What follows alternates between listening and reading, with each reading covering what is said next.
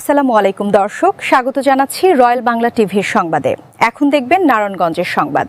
British আমল থেকে জনসংখ্যা ও ভূমি সংক্রান্ত কার্যক্রমের পরিধি কয়েকগুণ বৃদ্ধি পেলেও দেশের ইউনিয়ন ভূমি অফিসগুলোতে দীর্ঘদিন ধরে জনবল কাঠামোর তেমন পরিবর্তন হয়নি। তৎকালীন সময়ে নির্ধারিত 4 জন জনবল দিয়েই বর্তমানে বিপুল সংখ্যক জনগোষ্ঠীকে ভূমি সেবা দিতে হচ্ছে। বর্তমানে দেশের জনসংখ্যা 20 কোটির বেশি হওয়ার পাশাপাশি ভূমি সেবার কার্যক্রমও ব্যাপকভাবে বৃদ্ধি পেয়েছে। একই সঙ্গে ভূমি ব্যবস্থাপনা ডিজিটালাইজেশনের আওতায় আসায় কাজের ধরন ও সেবার চাহিদাও বেড়ে গেছে।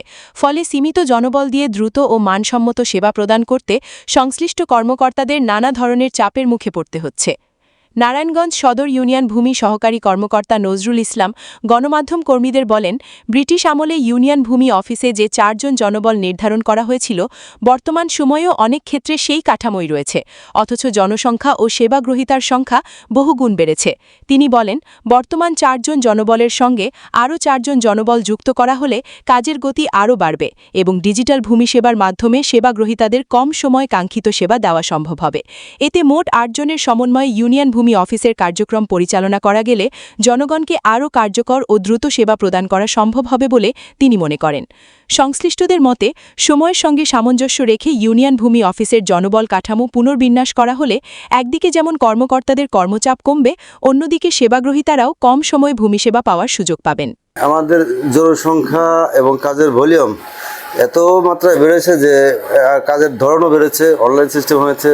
তো মানে আমাদের এই কম্পিউটারের কাজটা আগে তেমন ছিল না, এখন ব্যাপক হারে করতে হয়। যেহেতু অনলাইন সিস্টেম, কম্পিউটারের কাজটাই বেশি আমাদের মধ্যে। আমরা যদিও মানে কম্পিউটারের কাজটা জানি বা করতে পারি, কিন্তু ফিল্ডে যদি সময় দিতে যাই, পাবলিককে সেবা দিতে যাই, তাহলে এই কম্পিউটার নিয়ে যে কাজ করবো এই সময়টাই আমরা মানে ম্যানেজ করতে পারি না।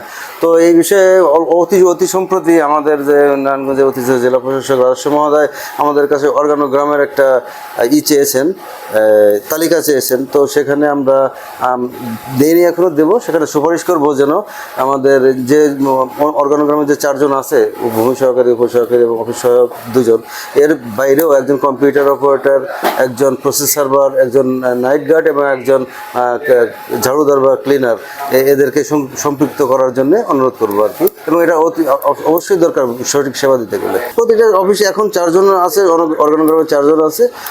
এটা উন্নীত করে কমপক্ষে 8 জনে করা উচিত আর কি, সঠিকভাবে কাজ করতে চাইলে। সহজীকরণ হবে, পাবলিক মানে সেবাটা আরও দ্রুত পাবে আমাদের বিশ্বাস।